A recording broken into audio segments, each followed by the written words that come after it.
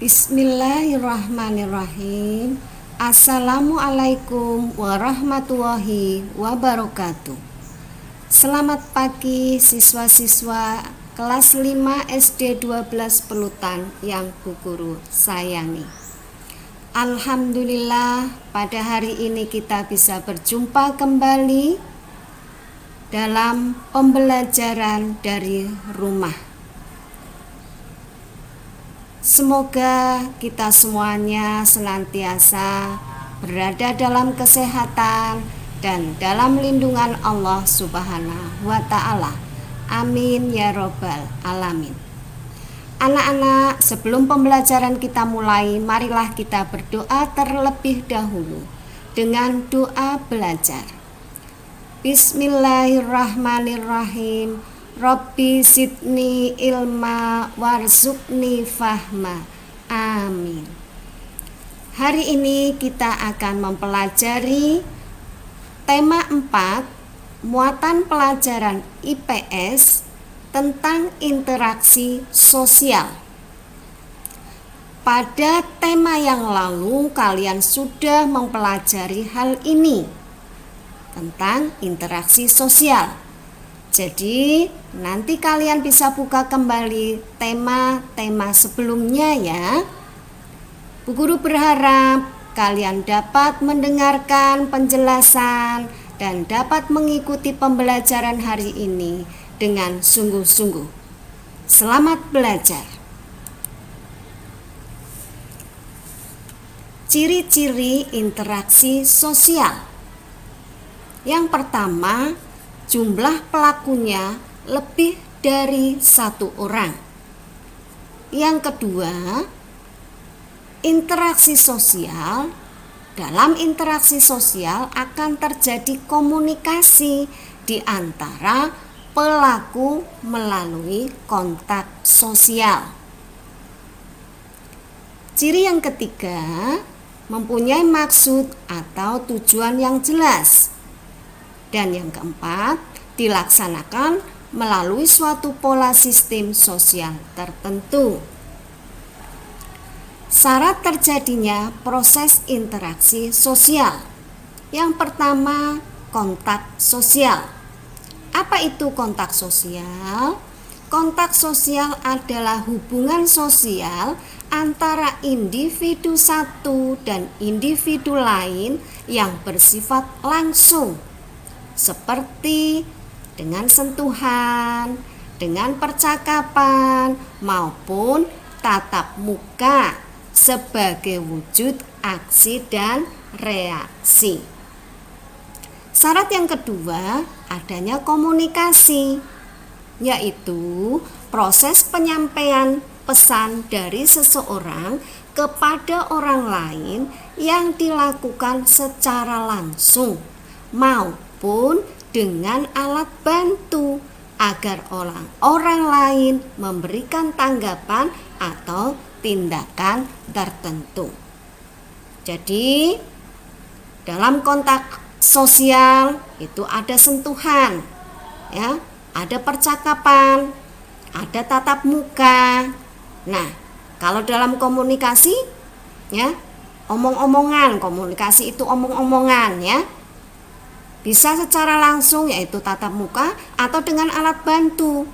Alat bantu apa? Alat bantu contohnya melalui HP, melalui telepon, atau melalui seperti ini, seperti pembelajaran kita ya, melalui video, melalui Zoom ya, kemudian melalui YouTube dan lain sebagainya. Itu ya anak-anak ya. Faktor yang mempengaruhi terjadinya interaksi sosial ada dua. Yang pertama adalah faktor internal. Faktor internal ini ada 4 macam ya. Kita tahu bahwa manusia itu tidak dapat hidup sendiri dan mandiri tanpa komunikasi dan bantuan orang lain ya. Nah, coba kita pelajari apa saja faktor internal. Yang pertama, dorongan untuk meneruskan keturunan. Anak-anak, secara naluri manusia memiliki dorongan untuk saling tertarik dengan lawan jenisnya. Dorongan ini bersifat kodrati, artinya tidak perlu dipelajari. Orang akan mengerti dengan sendirinya. Orang akan berpasang-pasangan untuk meneruskan keturunannya agar tidak mengalami kepunahan. Tuh ya. Kemudian yang kedua, dorongan untuk memenuhi kebutuhan. Untuk memenuhi kebutuhan hidupnya, manusia memerlukan keberadaan orang lain. Manusia tidak mungkin hidup sendiri tanpa keberadaan orang lain. Sehingga kita harus saling menghormati, saling menyayangi sesama orang lain, sesama manusia ya, dengan yang lainnya. Kemudian yang ketiga, dorongan untuk mempertahankan hidup. Untuk mempertahankan hidup, terutama untuk menghadapi serangan suku bangsa yang lain maupun serangan binatang-binatang buas ya, kita perlu mempertahankan hidup. Dan yang keempat, dorongan untuk melakukan komunikasi dengan sesama. Manusia memerlukan keberadaan orang lain dalam rangka saling berkomunikasi untuk mengungkapkan keinginan yang ada di dalam hati kita masing-masing. Ya. Kamu punya keinginan, kalau tidak disampaikan, kalau tidak diucapkan, tidak diomongkan pada orang lain, orang lain tidak akan tahu, ya. Maka perlu komunikasi. Secara psikologis, manusia akan merasa tentram bila hidup bersama-sama dan berkomunikasi dengan orang lain dalam satu lingkungan sosial budaya. Demikian ya anak-anak. Sekarang kita coba pelajari faktor eksternal. Faktor eksternal ini ada 6. Yang pertama, adanya simpati. Yang kedua, adanya motivasi. Yang ketiga, adanya empati. Yang keempat, adanya sugesti. Dan yang kelima, adanya imitasi, dan yang keenam adanya identifikasi. Mari kita pelajari satu persatu dengan sabar ya. Yang pertama adanya simpati. Seorang individu akan merasa tertarik untuk berkomunikasi dengan orang lain. Inilah yang dimaksud dengan simpati, yang selanjutnya akan menggerakkan individu tersebut untuk mengawali proses interaksi sosial dengan pihak lain. Demikian. Kemudian adanya motivasi. Motivasi dalam suatu interaksi sosial adalah dorongan yang ada pada diri seseorang yang mendasari orang tersebut untuk apa? Untuk melakukan perbuatan. Motivasi ini muncul karena pertimbangan rasio, pertimbangan akal. Kemudian berikutnya adanya empati. Empati merupakan kelanjutan dari rasa simpati yang berupa perbuatan nyata untuk mewujudkan rasa simpati tersebut. Ya. Kemudian yang keempat, adanya sugesti. Awal dari proses sugesti adalah adanya kepercayaan yang sangat mendalam dari seseorang kepada orang lain. Dengan demikian, Orang yang dipercayai akan sangat mempengaruhi perilaku orang tersebut. Proses inilah yang disebut dengan sugesti. Kemudian yang kelima adanya imitasi. Imitasi adalah suatu keinginan seseorang untuk meniru segala sesuatu yang ada pada orang lain. Hal ini disebabkan oleh adanya minat serta perhatian atas sikap mengagumi terhadap pihak lain yang dianggap cocok. Kalau kamu mengagumi seseorang, maka kamu akan meniru segala tindak tanduknya, segala ucapannya, bahkan apa yang dipakainya kamu ingin meniru. Itu yang disebut dengan imitasi. Kemudian yang keenam adanya identifikasi. Identifikasi adalah dorongan seseorang untuk menjadikan dirinya identik atau sama dengan orang lain. Nah, ini ya. Jadi, aku mau seperti dia. Itu. Aku mau seperti Nabi Muhammad. Aku mau seperti orang tuaku.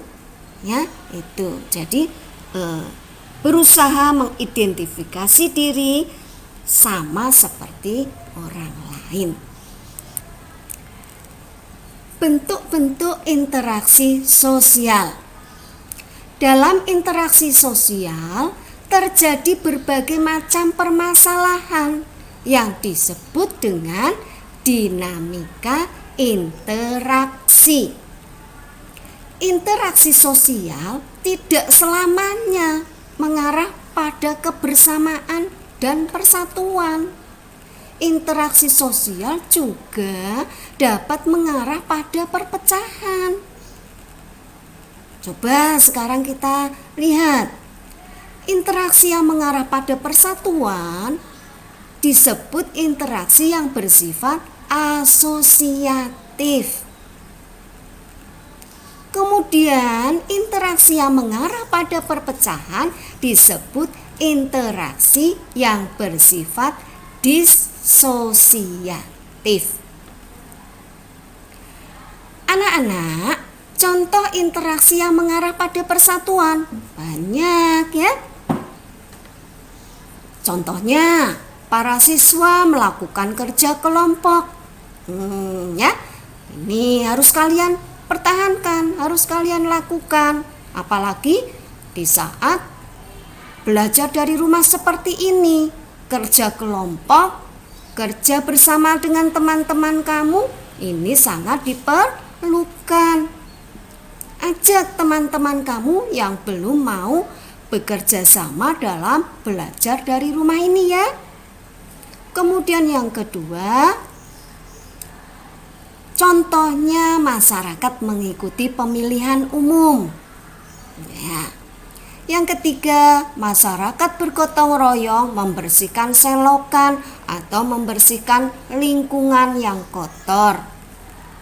Yang keempat, setiap orang saling menghormati dan menghargai antar umat beragama. Nah, tidak boleh saling menghina, tidak boleh saling mencela, harus bersatu untuk saling menghormati, saling menghargai. Agar tidak terjadi perseteruan, perpecahan atau pertengkaran. Contoh yang kelima, anak-anak bermain bersama teman secara sportif. Ya, kalian bermain bola di lapangan, kalian bermain lompat tali, bermain tarik tambang dan lain sebagainya, harus secara sportif ya, tidak boleh mau menang sendiri gitu ya. Kita lanjut. Contoh interaksi yang mengarah pada perpecahan. Ulangi. Contoh interaksi yang mengarah pada perpecahan. 1. warga antar suku perang memperebutkan wilayah. Wah, ini tidak boleh terjadi ya. Kita harus bersatu meskipun kita berbeda-beda dari Sabang sampai Merauke. Kita harus bersatu, tidak boleh ada perpecahan, apalagi hanya memperebutkan wilayah ya. Kemudian yang kedua, seseorang bertengkar dengan orang lain. Kamu bertengkar dengan teman kamu, tetangga, kamu melihat tetangga bertengkar dengan tetangga yang lain, ya harus dihindarkan ini ya. Kemudian dua negara saling berseteru. Berseteru ini berperang, bertengkar ya, tidak damai. Nah, ini tidak boleh, harus bersatu ya. Kemudian yang keempat, warga saling berselisih saat rapat RW atau rapat RT ya, tidak boleh. Namanya rapat, memberikan pendapat, ya tentu ada perbedaan, maka tidak boleh kemudian menjadi pertengkaran perbedaan tersebut ya. Nah, harus damai, harus dilakukan dengan musyawarah, itu harus saling tenggang rasa ya. Kemudian yang kelima, pelajar melakukan tawuran.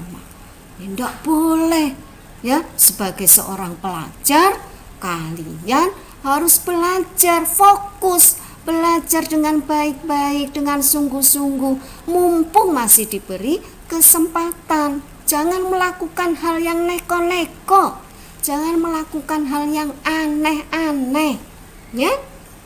Tahan diri agar tidak terjadi sesuatu yang tidak diinginkan. Perjalanan kalian masih panjang untuk meraih cita-cita. Interaksi sosial di lingkungan masyarakat.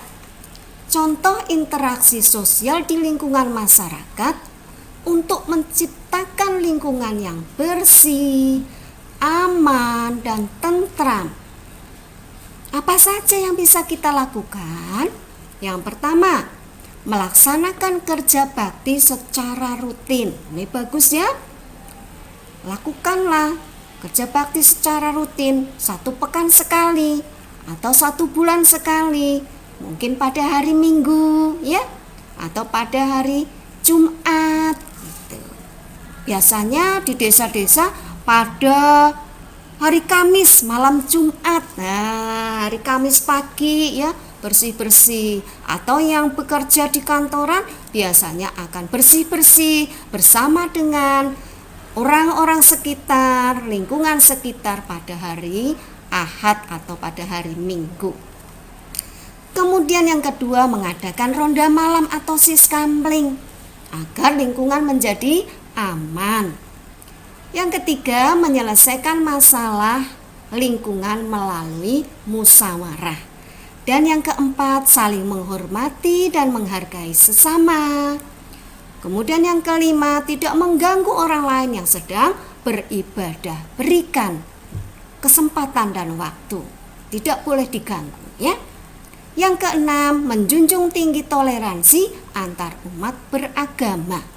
Dan yang ketujuh, tolong menolong dengan warga sekitar, tidak boleh cuek ya, harus saling tolong menolong, harus peduli.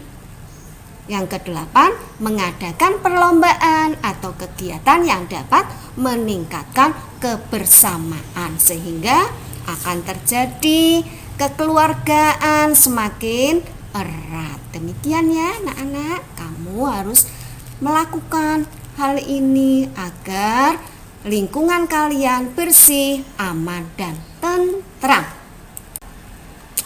Nah, demikianlah anak-anak pembelajaran kita hari ini untuk mendalami kembali ya pelajaran yang telah lalu, yaitu interaksi sosial. Kalian buka kembali, pelajari kembali dengan sungguh-sungguh agar menjadi paham dan kalian terapkan dalam kehidupan sehari-hari. Terima kasih. Assalamualaikum warahmatullahi wabarakatuh.